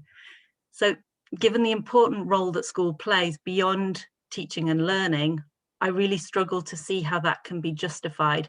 So I wonder what you think about that, and how you think we might be able to improve the design of education so that it includes and respects the dignity of pupils with low aptitude and interest. Okay, so the first thing to say is we have to understand when we talk about things like the legal dropout age, the kids who don't want to go to school are not going to school regardless of what the dropout age is. Okay, there is endemic absenteeism among students who don't want to participate in school, right? In other words, if you have a 14-year-old, you can legally compel him to go to school. Now you can establish penalties for their parents if they don't go, like Kamala Harris did in California. But you can't actually practically make that kid attend.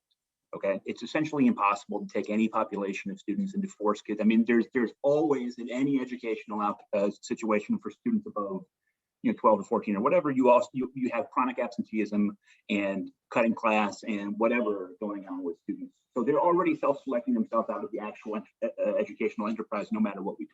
So I think that's the first thing we have to recognize. In other words, you can have a kid on the books and they can nominally be in school and they can actually attend a full day of classes, once a week, twice a week. But we don't have, all of our kids going to school simply because of legal compulsion. It doesn't work, right? So part of the point of the saying students should be able to drop out earlier if they have their parents' permission, because even in states where the legal dropout age is 16, as most of them are, in most of those states, you need a parent's permission to drop out before the age of 18 anyway. So in those scenarios, I'm trying to acknowledge and recognize that there are students who are not going to be school people or are not going to be school stars. And we could want that for them, but we can't make them do it. You just literally cannot make someone learn. Education is the ultimate. You can lead someone to water, but you can't make them drink things. And disposition is one of these big things. So for example, grit studies, is grit the thing? Will grit save our students? But there's a lot of evidence to suggest that grit is itself not something that students can choose to have, and it's not necessarily teachable, right? So, there's that sort of set of acknowledging the reality that there's a stable percentage of students who don't participate. We've gotten the graduation rate up to 90% in the United States, which is considered an educational miracle, but that still means that 1 out of 10 students is not graduating. Also, that stat has engendered a lot of angst because we have every reason to believe that it has no educational justification. In other words, the reason the graduation rate has risen is because the policy pressure has been on the graduation rate so intensely for so long that people at schools are cheating and lying to get their kids out, right? They're giving kids diplomas who did not do anything like the minimal necessary tasks to get them out. We have an obligation to create an environment in which anyone can learn. We have an obligation to avoid the kind of hard tracking that prevents them from deciding at some point, I would like to challenge myself more academically. So I don't believe that we should be putting people into paths and sort of giving them path dependence where they can only go on this path for the rest of their career. Germany's tracking system at which kids at around the age of 13 are divided into different paths, a vocational path and a academic path, is celebrated in a lot of ways because it's considered more efficient and because a lot of the people in the system like it. It's worth noting that in Germany, where they have powerful labor unions and lower socioeconomic inequality, you can be a vocational student and make a really good living, right? Like just the economic distance between the vocational and the academic path there is much smaller than the United States, which is really important for remembering in that discussion. But there are people who come out of the German system and say, I got put into the vocational path when I was 13, and looking back on it, I had a lot of academic potential, and this sapped my potential, and I wish that hadn't happened to me, and I respect that and care about that. But we do need to be realistic about the fact that, again, many students self-select out of academic performance. They don't want to be there, they don't care, and you're never going to make them care. What we can do is give them environments that are safe, healthy, that are intellectually, but also socially and emotionally stimulating, that present them with a variety of options for how to spend their time in ways that they think are useful to them, so they can discover the abilities that they do have, and so that they can emerge from there, again, having been safe and fed and clothed and minimally fulfilled in some sort of a deeper sense. What we can't do, because we have never been able to reliably demonstrate that we can do, is to move dramatically different students from one position to the next. Maybe with immense effort and a lot of expense, you can make some significant changes for some populations some of the time. But we know we're never going to achieve a system where the kids in the bottom quartile are suddenly performing like kids in the third quartile. There's no reason in the history of education to ever believe that that's going to happen. No. And so I think, to me, it's a dereliction of duty to let 12-year-olds drop out of school. I'm happy to hear you talk about alternative environments. I'm very interested to think about what they might look like. I think they should certainly be aiming for more than minimal fulfillment. But I think what we're talking about is a situation in which we have individual differences. We have kids who struggle with learning, and we have kids who are not very motivated to learn, and the shape of school right now doesn't fit them very well, so they don't want to be there, which is entirely fair enough. So I guess what I'm interested in hearing from you or Ben or Paige on is how we can adapt it to meet those kids' needs and to take individual differences into account in a better way than we do right now. Could I jump in on the school leaving age thing? Because I feel like this is probably one of the points in which Freddie and I most sharply disagree. Because we do have some, and I think this is back a place where his distinction between absolute and relative learning is really important. You know, I think we have data on school leaving age reforms in terms of, you know, Elliot and Stu Ritchie had a meta-analysis recently on looking at that in relation to cognitive ability gained by additional schooling, leveraging, amongst other things, policy reforms that change the school leaving age. And then I think Patrick Turley's recent paper in PNAS, where they're looking at the UK educational reform and the impact of that, not just on cognitive ability, but on health, specifically on body size. That's another example where it's integrating an intervention with a polygenic score. So I think thinking about what children, and a 14-year-old is a child, what children get out of school in terms of long-term benefits, it's broader than just our ability to appreciably reorder them on quantitative metrics. And that includes the health benefits that come from accruing more years of education.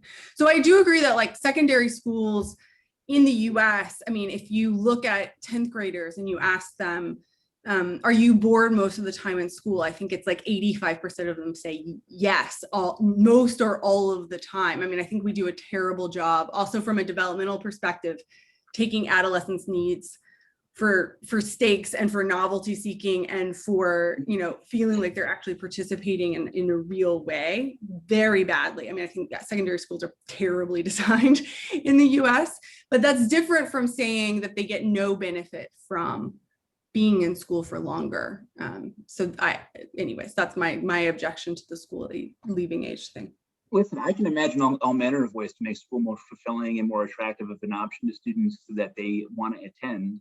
The problem is the entire policy apparatus of the United States is absolutely fixated on quantitative metrics and thinks that those are the only ways to justify educational spending, right? So a friend of mine works for a school, for an alternative school in New Haven, Connecticut, which is a place with intense concentrated Black poverty and socioeconomic inequality. Connecticut as a state is super unequal with, you know, incredibly wealthy places and pockets of really deep, persistent poverty. This school is like a really cool setup where kids just have a certain number of days in any given month in which they get to just go to this school, which is outdoors, and they can do like beekeeping stuff and like you can go into the woods and look for herbs or whatever. And it's great. They have a problem. They have a problem of constantly having to justify their funding. They have a problem of constantly having to justify their funding because they can't prove that going and doing beekeeping raises standardized test scores, right? It's not changing the numbers on the CAPS test. So many people say, what's the use? Why are we doing this? And so there has to be an effort to get people to say, no, the kids, you know, some, you know, poor Black 15-year-old from New Haven who has grown up in a deprived environment and who have never had the opportunity to do something like going and learning beekeeping, that has to be defined as the not a tool to move a metric, but as a target itself, right? We have to convince the policy apparatus that stuff matters intrinsically. But the problem is that the whole system is, you know, you want money, show me how it changes test scores. And the reason for that, among other things, is because the most powerful, I mean, look, the most powerful force in American education is the aggregate influence of all the local school boards. Okay, if you put that together, that's the most influential thing. But in terms of one thing that applies to the whole nation at the national level, it's not the federal Department of Education. It's not the academic education departments. It's the think tank industrial complex, okay? American education policy and research is dominated by a couple dozen think tanks. They are the source of an immense amount of grant funding. People are literally afraid to be seen to oppose them. I have talked to several educational researchers, including ones who are very prestigious with tenure, who you think would be the kind of people who would be able to say this publicly, and they don't. They say privately, I'm afraid of the Bill and Melinda Gates Foundation. If I am seen to publicly oppose their interests, it will be a major negative impact on my career, so I can't do that, right? And those entities have an enormous influence on what is defined as success in American schooling. For example, I mean, we don't have time to tell the whole story, but the Gates Foundation literally passed Common Core throughout this country. There's 41 states with the Common Core. It's the single most dramatic evolution of American schooling in the past 30 years. And like, if you go and you look at the history, literally the Gates Foundation just did it under cover of night. Like this completely non-governmental, not democratically controlled institution made this happen.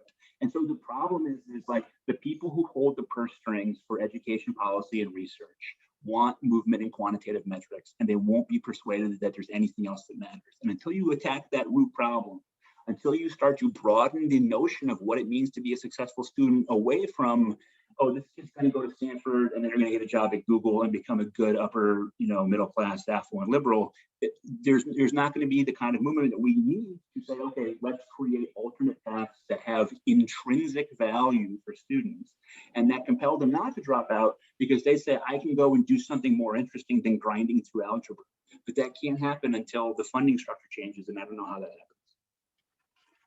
Thanks, Freddie. I've got a kind of related question, so I'll ask that, and then Ben, maybe you've got something you want to jump in with. So my question is about meritocracy and whether it can work if we reward more types of merit. So for me, meritocracy is primarily a problem in a society where only a few types of merit, so intelligence, sporting prowess, the sort of things that we value, are valued. So for me, the solution involves designing and embedding more diverse pathways to success. And I think that has to start in school. And I think the longer you have kids in school, the more possible that is. I think our educational systems as they currently stand just get in the way of some young people finding out what they're good at and what interests them. And that the way that we value people as a society warps that further still. And that's why in G is for Genes, Robert Plomin and I argued for actually some type of core curriculum, which would be focused on the skills and knowledge that are essential to functioning in society, alongside more choice-driven opportunities. So capitalizing on genotype environment correlation. So I guess what I'm asking is, can we do more to identify and reward diverse strengths rather than accepting the left-hand tail of the distribution as untalented, which I think is the term that you use in the cult of smart. And I'm also, in relation to that, interested to hear your thoughts on what a socially just and genuinely egalitarian approach to those kids with learning disabilities and neurodevelopmental conditions might look like. Yeah, so a common response to my book is to say, look, like, you're defining intelligence very narrowly. There's many different ways to define intelligence. There's all different kinds of mental abilities that we can identify as being useful and valuable, which I would say I agree completely. I've never said any different. What matters to me in the book is the kind of intelligence that is valued under neoliberal capitalism in 2021. Okay, in other words, when I talk about intelligence in this context, I'm talking about its influence on the labor market, and that is defined very narrowly. We should always remember the concept of merit, within these systems is always value neutral. And it's simply about how can employers exploit your labor value and secure your surplus value to improve their profits, right? Once upon a time, it was valuable to be a big burly guy who could pick up rocks and carry them around, right? And that guy, 1,000 years ago, was probably in better shape than your average egghead like me, okay? But things change, right? The economy changes, and so what's valued changes. And maybe 100 years from now, like, it won't be, can you code? It'll be like, are you good at flying a jetpack or whatever? I don't know. So that's all value neutral. That doesn't matter, right? What matters is that right now, we have a narrow sort of sense of what is valuable. One of the points I've made over and over is that a lot of this selection effect that's happening at both the college and the career level doesn't actually have any justification in terms of merit, even according to the goals of those institutions. So I can never find the piece, but there was a Harvard admissions officer a few years after he left school who admitted, I think it was in a piece in the New York Times, where he said 90% of Harvard's applicants could come to Harvard and flourish just as well as the ones who actually get it. Right, so we're talking about a school with like 5% acceptance rate, but an admissions officer is saying 90% could do perfectly well here, right? It's an admission that the criteria for selection are not really about your academic preparedness, whatever that means, right? But precisely that the value of the Harvard education is that they are selecting only 5%. If Harvard decided out of the goodness of their heart, I do sit on Harvard PhD admission committees from time to time, and I would say that the challenge is distinguishing amongst the candidates becomes very challenging. And I think the idea that 90% can do well is grounded in the idea that Harvard's providing a good educational environment, and it is an environment where many people can succeed, and it does give you tailwind. I'm not disputing that. Based on what evidence? What, that it gives you tailwind? The evidence that Harvard is good at what it does. Provide evidence for that claim. I think it depends on how you want to define what good is, but I intended Harvard's it in the same manner. Harvard's graduates go on to incredible things because they have the social and economic power to select the students who would go on to great things no matter where they went, right? The selection effect is the educational effect. I don't dispute that at all, but the point about the 90% thing cuts somewhat against, that point also turns around this question of how effective he or she thinks the selection effect is, right? That's true. That's very true. This is kind of what I'm trying to get to. Thank you for refocusing me. So anyway, the point is, if you select for a Harvard graduate as a employer, right? You probably, the justification in your head is this is someone who will be really good at the job that I'm giving it to, right? But if you acknowledge that there's a lot of variability in who could have the variable of I've been Harvard educated, then you start to acknowledge the fact that there's probably just like a way broader range of people you could bring into your firm who would do well, right? Look, really, I don't want to talk about like G-loaded or all that stuff, but there are certain sort of skills that probably are really technical and that really do require really gradated selection principles like electrical engineer or coder, right? But so many of the people who go to these elite schools and go on to great academic and educational and economic success are being sent to these white collar jobs where the actual tasks that they're doing are kind of vague, where networking plays a huge role in their actual success, where there's not really like what we would call very comprehensible performance metrics. My whole point here is that like the system is selecting at a finer and finer gradation because the big schools are not letting in any more kids than they used to, right? In large measure, the most elite schools are not increasing their enrollments, even though the population of teenagers keeps getting higher. Why? Because they want that admissions number to go down and go down and go down, because US News and World Report's one of the most pernicious institutions in all of American education, values the role of a small selection number very highly for whatever bizarre reason. And so these schools don't want to increase enrollment, right?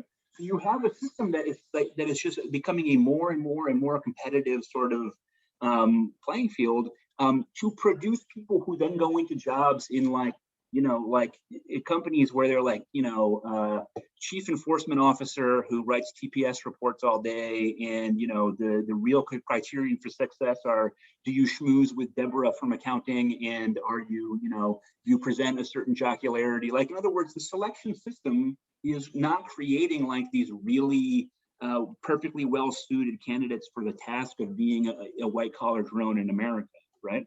These firms have these really deeply, to me, disordered drive to get the most elite students they possibly can. But is this an educational critique or a societal critique? Because I think from where I sit, this is a societal critique rather than the specifics of education.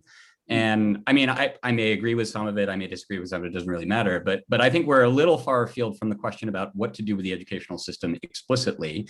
and how it relates to what skills are really essential to teach everyone to be successful in the modern world. And I think I hear from both Kathryn and Paige a desire to speak to that aspect as like the main mission of thinking about educational research, because if it really, if we allow ourselves to think that this is something about how to train the next generation of workers and members of society and all of those sorts of things, then oughtn't be the conversation be focused on that.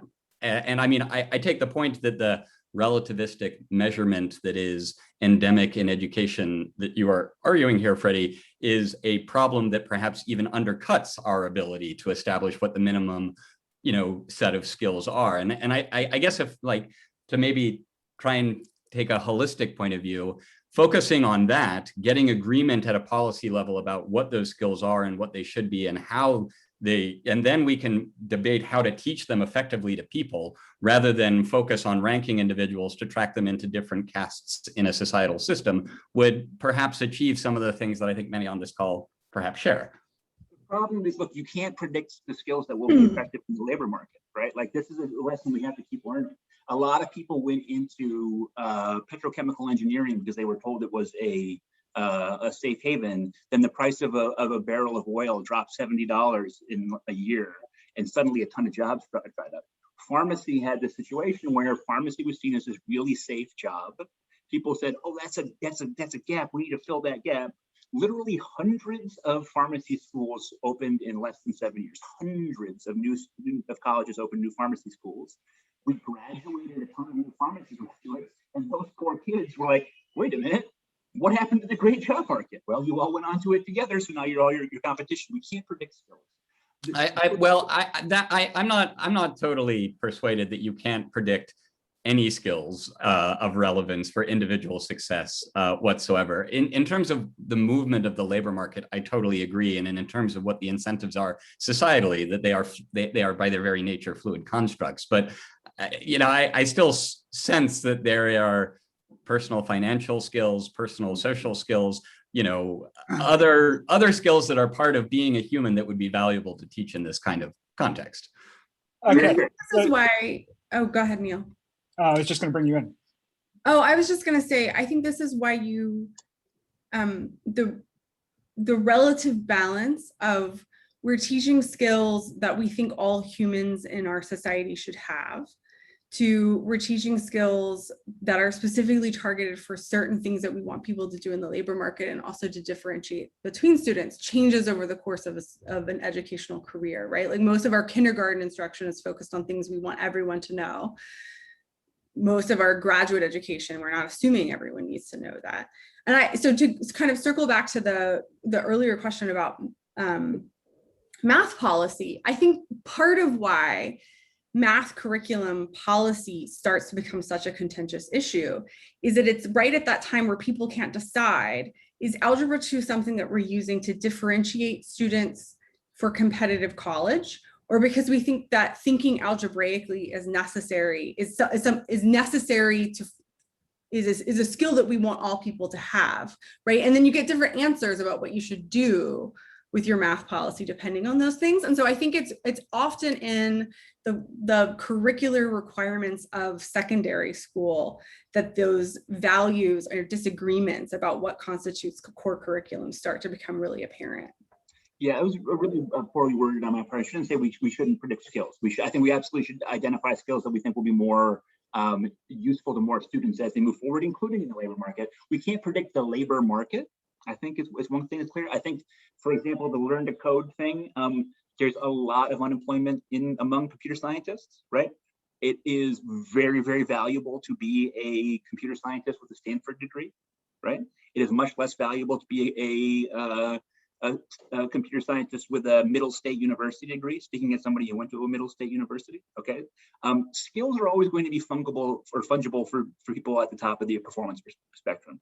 You hear about these guys who they were PhD physicists, and then the money wasn't good enough, so they became Wall Street quant guys. You say, well, those seem like profoundly different sort of fields. Well, they are, but those guys are really smart, right? So they can skill up in whatever way they want. We don't need to worry about them. They're going to be fine no matter what, right? The real question is how do we prepare students for a world in which socioeconomic inequality and the intensification of that is making it harder and harder to identify a reliable path to a middle to upper middle class life? I think one thing that some people should bear in mind when we talk about this stuff, like the financial rewards of being a lawyer at the top end are still huge.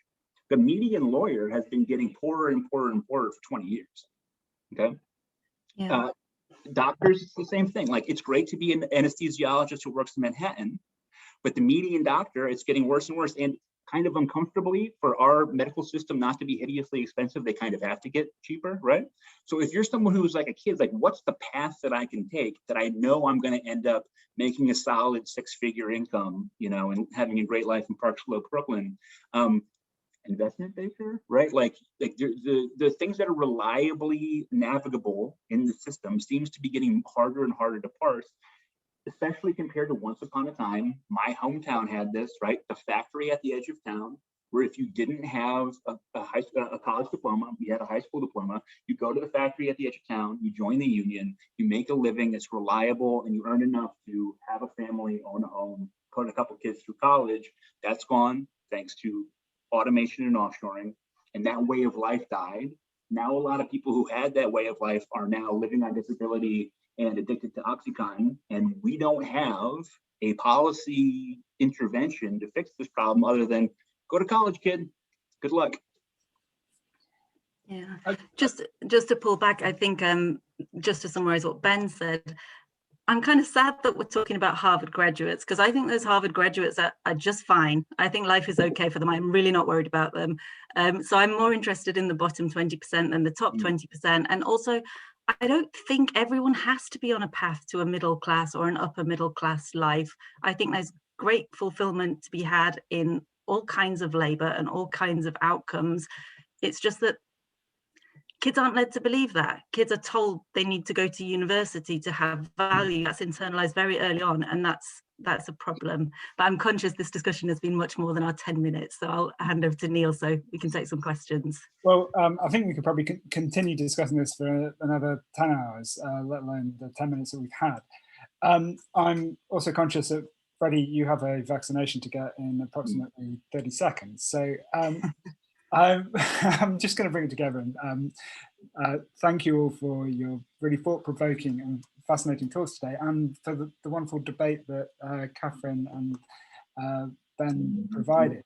I would like to apologise for the people who've asked loads of really, really interesting questions in the comments that we've not had time to get to all of them.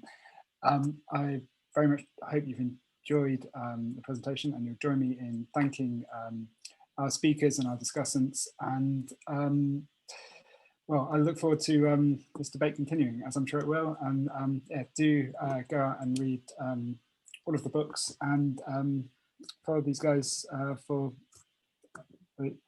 the things that they continue to publish. So thank you all. Thanks. Thanks, Neil. Thanks, everyone. Great to chat. Bye, everyone. Thanks for coming.